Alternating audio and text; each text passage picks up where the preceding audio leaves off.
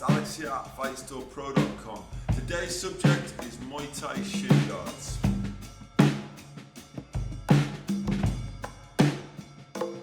So we've got 4 shin guards to review. This is 2019, this is an update on our last review, so if you haven't seen that, maybe track back and have a look at what I had to say in 2015 or 16.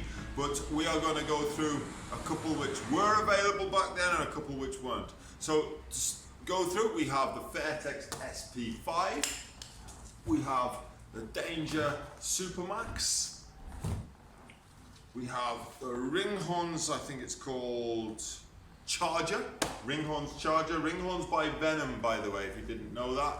Ringhorns is a subdivision of Venom. And we have got the Revgear Thai original shin guard. So which one shall I start with? I'm going to leave one in particular to last. So we are going to start with an old favourite, which is the Fairtex SP5. The Fairtex SP5 came out shortly after we actually started what was then Fightstore MMA. And this was a new shin guard for Fairtex at the time. Before that they had the double padded shin guard. Did they have a different one? Possibly, I can't remember, but they certainly had the Fairtex double padded. This one, it's a synthetic shin guard. In fact, I believe all the shin guards we're looking at today are synthetic. It was the first of the Fairtex shin guards to have this raised area to go with the knee. And just to show you what this is for, when you straighten your leg, the shin guard will come over the knee. This is a large, so it fits me okay. And you can see as you straighten the leg, if you can see it on the video, probably can't. But this, when you bend the knee, it comes in line with your knee. Now, all the shin guards nowadays are starting to do that, and that is a personal choice. Me personally, I like the below the knee design, but that's a different story for today. This one is the only one that I'm reviewing which is actually used. This has been going for a couple of years. It's still in pretty good condition. It's a lightweight shin guard, and when these first came out, they were actually Fairtex's bottom of the range. Most of their other shin guards were more expensive, but that was generally at the time due to the materials used. Now most of the shin guards manufacturers, with the possible exception of Twins, have moved to synthetic materials for most of their shin guards. So at the time, this was a step away for Fairtex, but I think Fairtex now don't even make a leather shin guard, so there you go. The foot protector moves nicely, so it's not stiff, it's not going to get in the way. This, however, does, there's a big hole here. This is a common issue with shin guards where they split at the bottom, but there's no getting away from it because essentially the material that they use in these has to be pliable. It's often that neoprene style material, and sooner or later it works away. But functionally this is staying together, the stitching's still holding up, and after a couple of years use you would expect that. It uses the hook and loop design. This became very popular after Top King brought it out. Before that, a lot of people were still using metal buckles on shin guards. What Top King did first, and then everybody followed them, was they produced a shin guard where you're actually putting the strap through the material itself. They've reinforced this area so it doesn't pull it away and prevents there being metal against your skin, or more importantly when you're checking or stopping kicks, metal against somebody else's shin. Indeed, so reduces injury risk. The padding on this one's not bad. I would say this is a mid-level. A lot of shin guards nowadays have the reinforced shin. This one doesn't, but it does make it lightweight. On shin guards, some people like what I would call like a suit of armor on their shins, and some people want to take the edge off the blow. This is a bit of a personal choice. I'm probably the latter. I like a lightweight shin guard where I'm just taking the edge off the bone. Some people like a much heavier level of protection. This is a lightweight shin guard, light level of protection, but a great choice. Retail about 70 quid, good value for money. They last, can't fault them. Next up, what shall we go with? Yeah, we'll go with the Revgear. So this is Revgear's Thai-made, Thai original shin guard. I'm just going to separate this out for a second. Made in Thailand, bit of a hats off to the old Revgear design, methinks here. It's got, again, the high curve, which goes over the knee. This is an XL, by the way, which probably fits me okay too. I'm 6'3". Very importantly, the instep just covers my toe nicely. It's got this lovely little cutaway on the bottom, so it's molded beautifully. So this goes over the, whether you can see here, but this just cuts over nicely. We have a good level. Now this has got the synthetic leather, or whatever they would call it, attached strongly to the bottom of the instep. So whilst it's not quite as pliable and movable as the Fairtex one, although it is difficult to tell whether that's because the Fairtex one's split, it does still move quite nicely and won't hinder movement. This one does have the reinforced shin that I mentioned.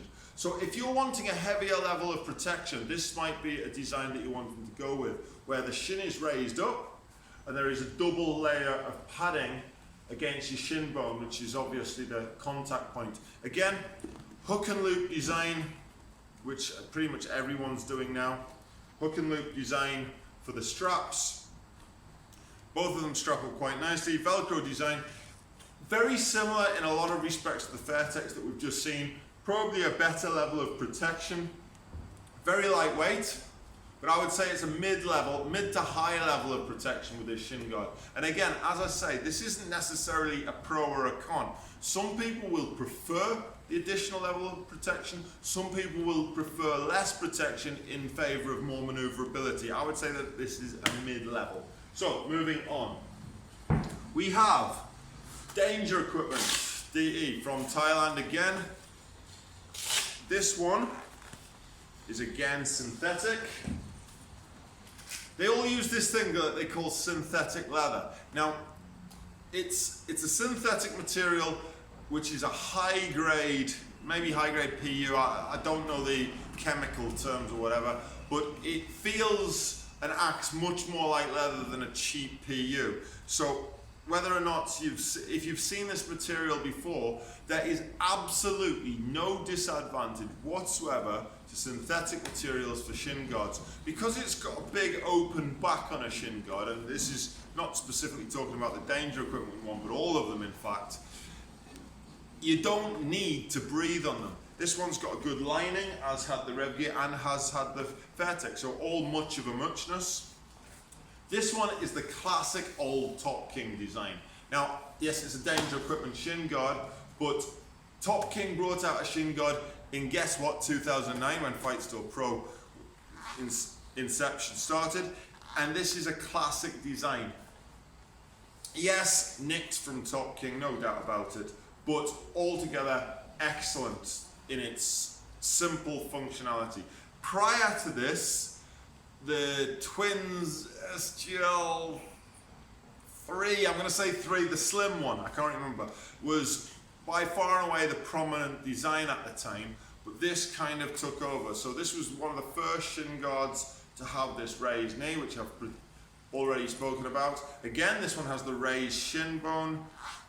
A little bit stiff at the bottom here, but I think it'll loosen up with time. And great protection all the way around. It probably combines the best elements of lightweight, it's cut away in all the right places, it's not overly cumbersome, but it has an excellent level of protection. Again, great shin guard, can't fault it. But last, and by no means least, is this one.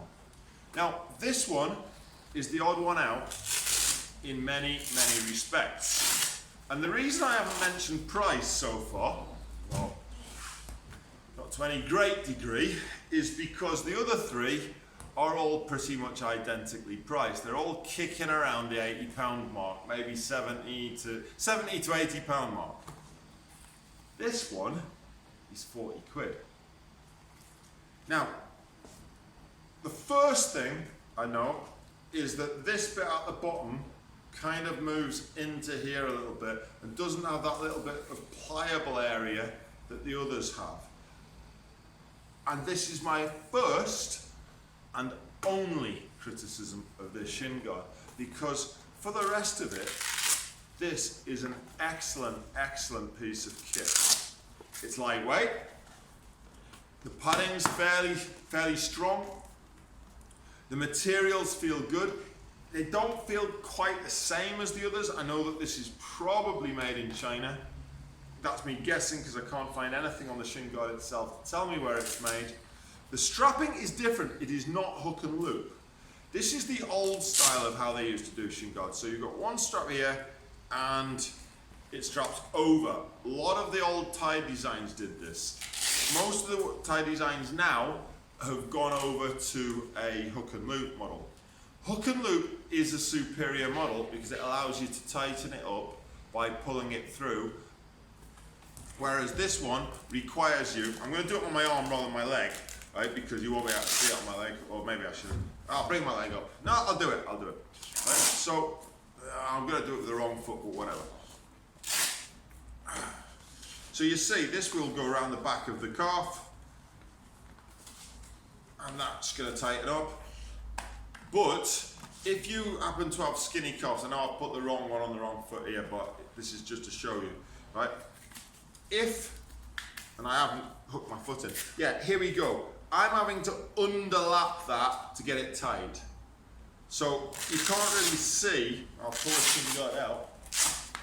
You can't really see, but that is having to do that. It's having to go inside the shin guard. Now the fix for that is very simple. It should be take a pair of scissors and cut it to wherever you want it. But that will mean that the protective area here will then leave exposed Velcro and it might be a little bit uncomfortable. But for me, I've obviously got skinnier ankles than what they'd imagine. I'm not sure what size this is. You see the size? XL, this is an XL. I'm 6'3", I would expect to probably be using XL. If you look at the shin length, it's pretty much perfect for me. But all in all, I've got to say this, for 40 quid, which is about half what the other three are, it's hard to fault this shin guard. The protection level is very similar to the others, certainly akin to the Fairtex's protection level. The weight of it feels pretty much perfect. The design is beautiful, it looks great, but for 40 quid, you just can't knock it. So it might not have quite the finesse of the other three, but I've got to say, I'll be hard pushed not to recommend this shin guard to anybody. So for today, I would say the Ringhorns by Venom is a bit of a winner. It's got a couple of minus points compared to the others, but the others are all twice the price. So today, I got to recommend it. This is my pick, but all four today are excellent choices, and all four will serve you well. Next time I will do below the knee shin guards, and we'll talk about the difference between one and the other.